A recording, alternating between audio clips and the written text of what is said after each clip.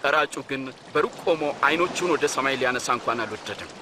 ደረቱን እየደቃ አምላኬ ሆይ እኔን ኃጢአተኛውን ማረኝ አለ።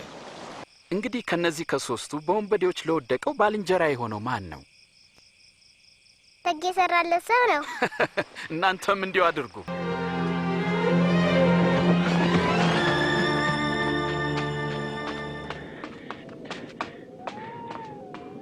ይህ ፊልም ተራ የኪነ ጥበብ ሥራ ወይንም ተራ የሲኒማ ውጤት አይደለም።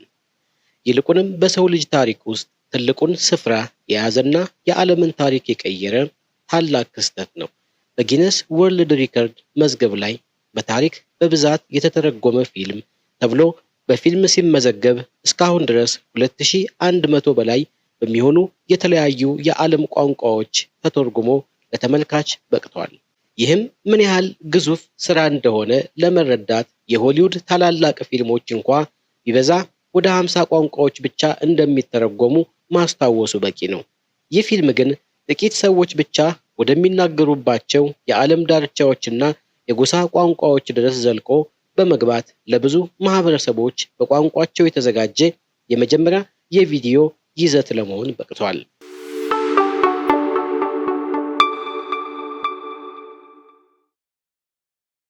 ከዚህም በላይ የፊልሙ ተመልካች ብዛት ማንኛውንም የሲኒማ ስኬት የሚያስከነዳ ነው። በዓለም ዙሪያ ከ8 ቢሊዮን ጊዜ በላይ የታየ ሲሆን ይህም ማለት በአማካኝ እያንዳንዱ የዓለም ሕዝብ ይህንን ፊልም ቢያንስ አንድ ጊዜ አይቶታል ማለት ይቻላል።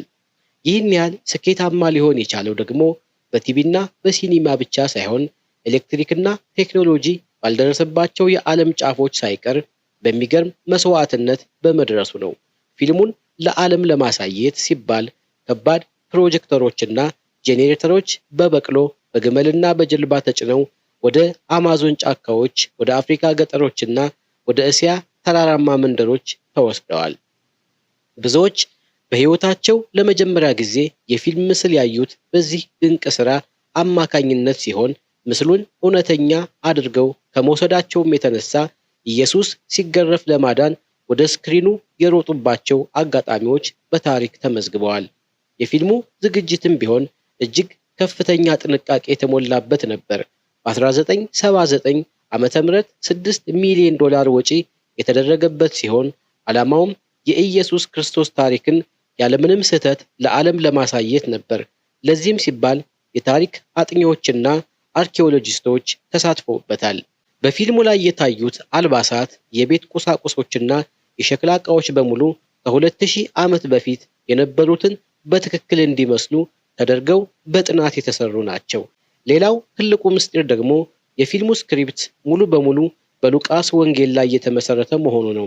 ተዋናዮች የሚናገሩት እያንዳንዱን ቃል ከመጽሐፍ ቅዱስ ቃል በቃል የተወሰደ በመሆኑ ምንም አይነት የሰው ፈጠራ ወይም ድራማዊ ጭማሪ አልተደረገበትም። ምንም እንኳን ፊልሙ ከተቀረጸ ከ4 አስርት ዓመታት በላይ ቢያልፉትም አሁንም ድረስ በየቀኑ አዳዲስ ተመልካቾችን ማግኘቱን ቀጥሏል። ኦሪጂናል ፊልሙ በዲጂታል መንገድ ተጠናክሮና ታድሶ አሁን በ4K ጥራት ይገኛል።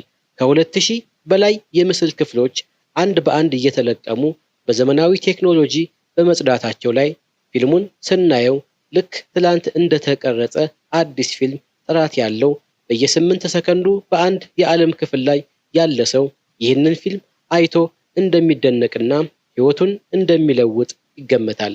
ይህ ፊልም ከጥበብ ስራነት ባለፈ በዓለም ላይ ከፍተኛውን የሰዎች ለውጥ ያመጣ ታሪካዊ ክስተት ሆኖ ዛሬም ድረስ በክብር ይኖራል። ስለ ፊልሙ ስኬት ስናወራ ከታሪኩ ቀጥሎ የሁሉንም ሰው ቀልብ የሚስበውና ለብዙ ዓመታት ሚስጥር ሆኖ የቆየው ኢየሱስን ሆኖ የተወነው ተዋናይ ማንነት ነው። ይህንን ታላቅ ገጸ ባህሪ እንዲወክል የተመረጠው እንግሊዛዊ ተዋናይ ብራያን ዲኮን ሲሆን እሱን ለመምረጥ የተደረገው ሂደት እጅግ በጣም ከፍተኛ፣ አድካሚና ረጅም ነበር። በወቅቱ ከ1000 በላይ ተዋናዮች ለዚህ ሚና ተፈትነው የነበረ ቢሆንም የፊልሙ አዘጋጆች ግን የሚፈልጉት በጣም ታዋቂ ያልሆነና ተራ ሰው የሚመስል ነገር ግን ጥልቅ የሆነ ሰላምና ትህትናን ፊቱ ላይ ማሳየት የሚችል ተዋናይ ነበር። ብራያን ዲኮን ሲመረጥም ተራ ተዋናይ ሆኖ ብቻ አልነበረም። ሚናውን በብቃት ለመወጣት ሲል በየቀኑ መጽሐፍ ቅዱስን ያጠናና የኢየሱስን ማንነት በውስጡ ለማሳደር ይጥር ነበር። የብሪያን ዲኮን ወደ ኢየሱስነት የመቀየር ሂደትም ሌላው አስገራሚ ታሪክ ነው። ተዋናዩ እንግሊዛዊ በመሆኑ ይበልጥ መካከለኛ ምስራቃዊ ወይም አይሁዳዊ እንዲመስል ለማድረግ ከፍተኛ ጥረት ተደርጓል። ለዚህም ሲባል አፍንጫው ላይ መጠነኛ ለውጥ የሚያደርግ ፕሮስቴቲክ ወይም ሰው ሰራሽ አካል ተገጥሞለታል። እንዲሁም ፊልሙ ላይ የምናየው ጸጉር የሱ ሳይሆን የተለየ የተዘጋጀ ዊግ ነበር። በቀረጻ ወቅትም በቀን እስከ 18 ሰዓት ድረስ ይሰራ የነበረ ሲሆን ይህ ደግሞ ለአንድ ተዋናይ እጅግ አድካሚና ፈታኝ ጉዞ ነበር። የሚገርመው ግን ዛሬ በዓለም ዙሪያ በሚሊዮኖች የሚቆጠሩ ሰዎች በቤታቸው ግድግዳ ላይ የሚሰቅሉት ወይም በሐሳባቸው የሚመጣው የኢየሱስ ምስል በወቅቱ የብሪያን ዲኮን መልክ መሆኑ ነው። ይህም ዘ አክሲደንታል ፌስ ኦፍ ጄሰስ ወይም ባለማወቅ የኢየሱስ ፊት ተብሎ እንዲታወቅ አድርጎታል። በፊልሙ ውስጥ እጅግ አስቸጋሪውና በስሜት የሚነካው ክፍል የስቅለቱ ትዕይንት ነበር። ይህ ትዕይንት በእውነተኛው የእስራኤል ምድር ሲቀረጽ ተዋናይ ብሪያን ዲኮን እጅግ አስቸጋሪ ሁኔታዎችን አልፏል። ቀረጻው በሚካሄድበት ወቅት የአየሩ ሁኔታ በጣም ቀዝቃዛ ስለነበር ተዋናዩ ገላውን ሳይሸፍን በመስቀል ላይ ለሰዓታት ታስሮ መቆየቱ ለከፍተኛ ሕመም ዳርጎት ነበር። በወቅቱ የነበረው ቅዝቃዜ በጣም ከባድ ከመሆኑ የተነሳ ተዋናዩ እንዳይቀዘቅዝ በየመካከሉ ብርድ ልብስ እየለበሰ እንዲሞቅ ይደረግ ነበር። በሰውነቱ ላይ የሚታዩት ቁስሎችና ደምም እውነተኛ እንዲመስሉ ለማድረግ በወቅቱ የነበሩ ምርጥ የመኳኳያ ባለሙያዎች ሰርተውታል። ይህ ትዕይንት የሚቀረጽበት ወቅት በአካባቢው የነበሩትና እንደ ተራ ሕዝብ ሆነው የሚሳተፉት እስራኤላውያን ትዕይንቱ እውነተኛ መስሏቸው በስሜት ተነክተው ያለቅሱ እንደነበር ይነገራል። ብሪያን ዲኮን ይህንን ፊልም ከሰራ በኋላ በሕይወቱ ያጋጠመው ትልቁ ፈተና ሰዎች ከኢየሱስ ማንነት ውጪ ሊያዩት አለመቻላቸው ነበር። በሄደበት ሁሉ ሰዎች እንደ ቅዱስ ሰው ያዩት ስለነበር ሌሎች ተራ ፊልሞችን ለመስራትና ወደ ቀድሞ ሕይወቱ ለመመለስ ተቸግሮ ነበር። ዛሬም ቢሆን ብሪያን ዲኮን ስለ ፊልሙ ሲጠየቅ ያ ሚና በሕይወቴ ትልቁ ስጦታዬና ትልቁ ሸክሜ ነበር በማለት ይገልጸዋል። ይህ ተዋናይ በፈጠረው አስገራሚ አተዋወን ምክንያት ፊልሙ ዛሬም ድረስ በሰዎች ልብ ውስጥ ታትሞ እንዲቀርና በቢሊዮኖች የሚቆጠሩ ሰዎች በስሜት እንዲመለከቱት ለማድረግ ዋነኛው ምክንያት ሆኗል። ይህ ፊልም ለዓለም የሰጠው ተጽዕኖ እንደተጠበቀ ሆኖ እኛ ኢትዮጵያውያን ዘንድ ያለው ቦታ ግን ልዩና እጅግ ጥልቅ ነው። በኢትዮጵያ የክርስትና ታሪክ ውስጥ በተለይም በቅርብ አስርተ ዓመታት ውስጥ ወንጌል ለብዙዎች ለማድረስ ረገድ ከዚህ ፊልም በላይ ትልቅ ሚና የተጫወተ የኪነ ጥበብ ስራ የለም ማለት ይቻላል። በተለይ በ1980ዎቹና 90ዎቹ ዓመታት ፊልሙ ወደ አማርኛ ተተርጉሞ ወደ ሀገራችን ሲገባ የፈጠረው መነቃቃትና በሰዎች ልብ ውስጥ ያስቀመጠው ትዝታ ዛሬም ድረስ በብዙዎች ዘንድ እንደ አዲስ ይወሳል። የአማርኛው ትርጉም ዝግጅት እጅግ በጥራት የተሰራ በመሆኑ ብዙዎቻችን ፊልሙን ስናየው በእስራኤል የተሰራ ሳይሆን ልክ እዚሁ አገራችን ውስጥ የተከናወነ ያህል እንዲሰማን አድርገውታል። በተለይ በወቅቱ የነበረው የድምፅ አሳሳቢነትና የተዋናዮቹ ምርጫ የሚደንቅ ነበር። የኢየሱስን ድምፅ የወከለው ግለሰብ የነበረው ለስላሳና ሰላማዊ ድምፅ እስከዛሬ ድረስ ብዙዎቻችን በሐሳባችን የምንሰማው የጌታ ድምፅ ሆኖ እንዲቀረጽ አድርጎታል። በፊልሙ ላይ ኢየሱስ በመስቀል ላይ ሆኖ አባት ሆይ የሚያደርጉትን አያውቁምና ይቅር በላቸው ሲል በአማርኛ ሲሰማ መላው ተመልካች በለቅሶና በጸሎት የሚናወጥባቸው አጋጣሚዎች የብዙዎቻችን የልጅነት ትዝታዎች ናቸው። ይህ ፊልም በኢትዮጵያ ውስጥ የአብያተ ክርስቲያናት ቅርስ ተብሎ ሊጠራ የሚችል ነው። ኦርቶዶክስ፣ ካቶሊክም ሆነ ፕሮቴስታንት ሳይባል በሁሉም የእምነት ተከታዮች ዘንድ ተቀባይነትን አግኝቶ ለዘመናት ሲታይ ቆይቷል። ዛሬም ድረስ በየዓመቱ በስቅለትና በትንሣኤ በዓላት ወቅት በብሔራዊ ቴሌቪዥን ጣቢያዎችና በየቤቱ በሲዲ እና በቪኤችኤስ ካሴቶች ደጋግሞ መታየቱ ፊልሙ ምን ያህል በኢትዮጵያውያን ልብ ውስጥ ስር ሰዶ እንደሚገኝ ማሳያ ነው። ዛሬ ቴክኖሎጂው ረቆና ብዙ አዳዲስ የኢየሱስ ፊልሞች ቢሰሩም ለኢትዮጵያውያን ግን የ1979ን የጀሰስ ፊልም ሁልጊዜም ቀዳሚና ተወዳጅ ነው። ያ የአማርኛ ትርጉም፣ ያ ትዝታና በፕሮጀክተር ስክሪን ፊት የተሰማን የመጀመሪያ መንፈሳዊ ስሜት በማንኛውም ዘመናዊ ፊልም ሊተካ የማይችል የታሪካችን አካል ሆኗል። ይህ ፊልም ለብዙ ኢትዮጵያውያን ክርስትናን ለመጀመሪያ ጊዜ በምስል የተረዱበት የመጽሐፍ ቅዱስን ታሪክ በአይን ህሊናቸው የሳሉበትና ከፈጣሪያቸው ጋር ልዩ ትስስር የፈጠሩበት ድንቅ ድልድይ ሆኖ ለዘላለም ይኖራል። ከፊልሙ ስርጭትና ከተዋናዮቹ ታሪክ ባሻገር ይህ ፊልም ዛሬም ድረስ በታሪክ ምሁራንና በሲኒማ ባለሙያዎች ዘንድ አድናቆትን የሚያተርፍበት ሌላው ምክንያት ለታሪካዊ ትክክለኛነት የሰጠው እጅግ ከፍተኛ ትኩረት ነው።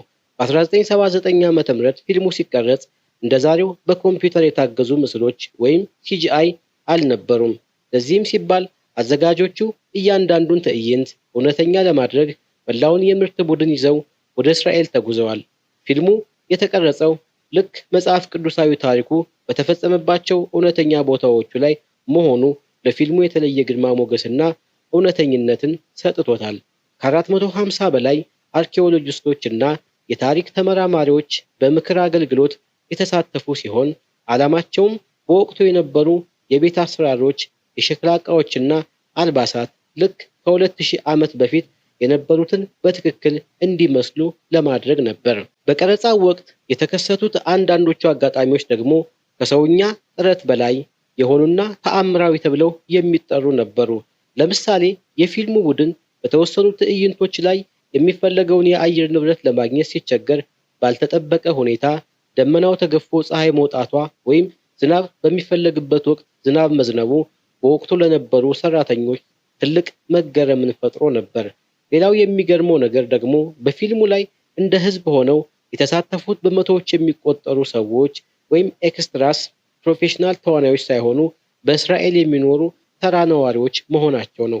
እነዚህ ሰዎች የኢየሱስን ትምህርት ሲሰሙ ወይም ተአምራት ሲያደርግ ሲመለከቱ የሚያሳዩት የተደነቀ ስሜት የተዋናይነት ሳይሆን ከልባቸው የመነጨ እውነተኛ ስሜት እንደነበር ዳይሬክተሮቹ ይመሰክራሉ።